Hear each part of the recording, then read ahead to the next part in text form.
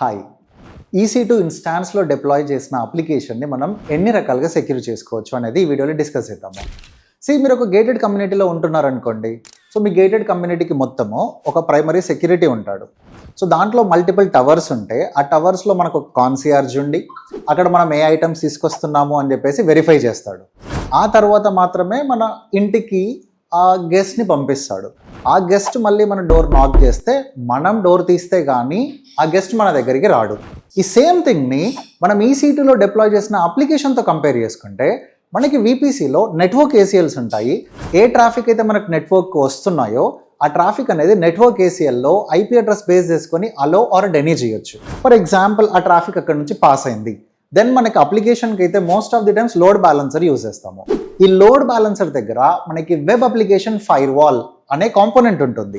ఈ web application firewall component వచ్చేసి ఏ traffic వస్తుంది, దాంట్లో ఏమైనా SQL ఇంజెక్షన్స్ ఉన్నాయా, బాట్ రిక్వెస్ట్లు ఉన్నాయా, ఏదైనా brute force attack, light force attack చేయడానికి ఏమైనా ట్రై చేస్తున్నారా, క్రాస్ సైడ్ స్క్రిప్ట్స్ ఉన్నాయా అని చెప్పేసి ఈ వెబ్ అప్లికేషన్ ఫైర్వాల్ వెరిఫై చేస్తుంది.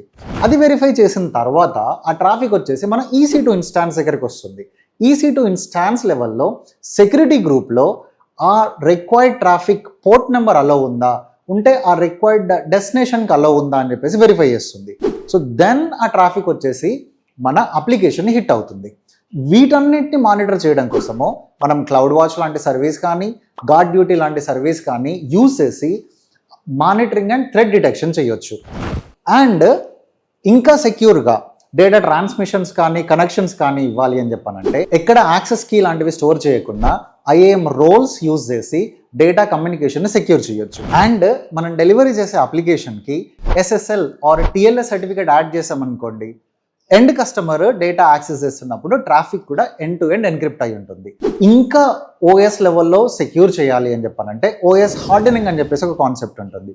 అనవసరమైన సర్వీస్లన్నీ స్టాప్ చేయడము, పోర్ట్స్ అన్ని క్లోజ్ చేయడము.